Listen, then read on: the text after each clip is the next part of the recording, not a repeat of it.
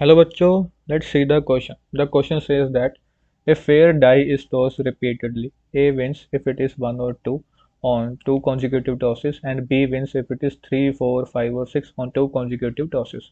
The probability that A wins if the die is tossed indefinitely. तो वो कह रहा है कि ए सिर्फ तभी जीतता है अगर उसके पास 1 और 2 आता है ऑन 2 कॉन्जिक्यूटिव टॉसेस। अदरवाइज अगर 2 कॉन्जिक्यूटिव टॉसेस पे बाकी का कोई नंबर आता है 3, 4, 5, 6 में तो वो बी जीतता है। तो क्या प्रोबेबिलिटी है कि ए जीतेगा? जो ए के जीतने वाले एलिमेंट हैं उनको मैं A1 बोल देता हूँ। तो वो आ जाएगा 2/6 यानी कि 1/3, बिकॉज इसमें सिर्फ 2 ही एलिमेंट्स हैं, 2 और 1। सो टोटल 6 है। सिमिलरली बी को जिताने वाले हमारे पास 4 एलिमेंट्स हैं, तो 4/6 दैट इज 2/3। इसमें हम लिख देते हैं 3, 4, 5 और 6। अब अगर हमने ए को जिताना है, ए विंस, मान लेते हैं कि पहली बारी में ही वो जीत गया।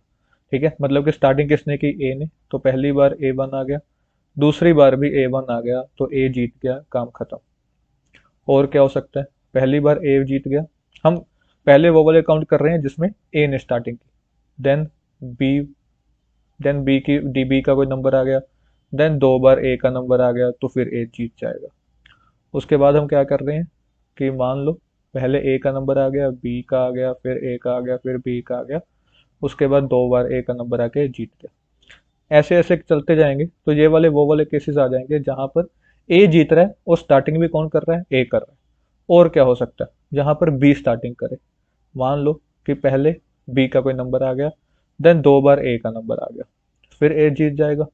उसके बाद और क्या हो सकता है? बी का नंबर आया, ए का नंबर आया, बी का नंबर आया, 2 बार ए का नंबर आया एंड सो ऑन। या फिर ऐसे करते करते भी इनफाइनाइट टाइम्स चल सकता है, ये जीत सकता है। अब अगर मैं इनकी प्रोबेबिलिटीज को लिखूंगा, then what will I get if probability A wins.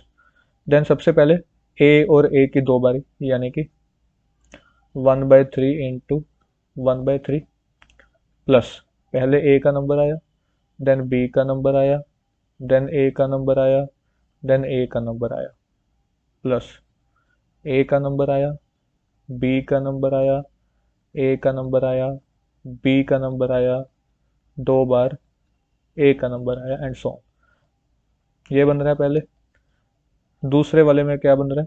पहले बी का नंबर आया, देन 2 बार ए का नंबर आया, प्लस बी का नंबर आया, ए का नंबर आया, बी का नंबर आया, फिर 2 बार ए का नंबर आया एंड सो ऑन। अब ये भी एक जीपी बन रही है, ये भी एक जीपी बन रही है। जो पहले वाली जीपी है उसका फर्स्ट टर्म कितना है? 1/9 एंड कॉमन रेशियो कितना है? 1/3 इंटू 2/3 यानी कि 2/9। सो ये आ जाएगा। जो दूसरी जीपी बन रही है उसकी फर्स्ट टर्म क्या है? 2/27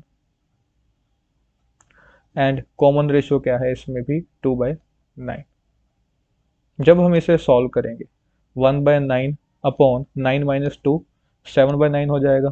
तो ये हमारे पास आ जाएगा 1/9 अपॉन 7/9 प्लस दूसरे वाले में 9 - 2, नीचे 7/9 ही रहेगा, ऊपर क्या है? 2/27। सो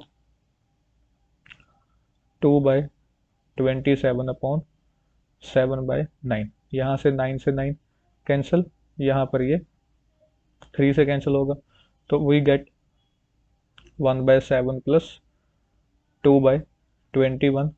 अगर हम 21 को एल्शियम ले लें, वी गेट 5/21। सो 5/21 हमारा क्या आ गया answer? That is probability of A wins, which is our option number second. So जो ऑप्शन सेकंड है वो हमारा क्या आ गया? करेक्ट आंसर आ गया। तो इसमें हमने क्या किया?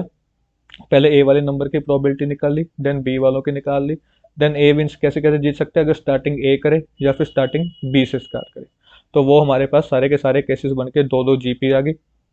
फिर जो दोनों का आंसर आया हमने ऐड कर दिया, और हमारा फाइनल आंसर कितना आ गया? 5/21, which is option number 2। So option 2 is the correct one. I hope you understood it. Best of luck.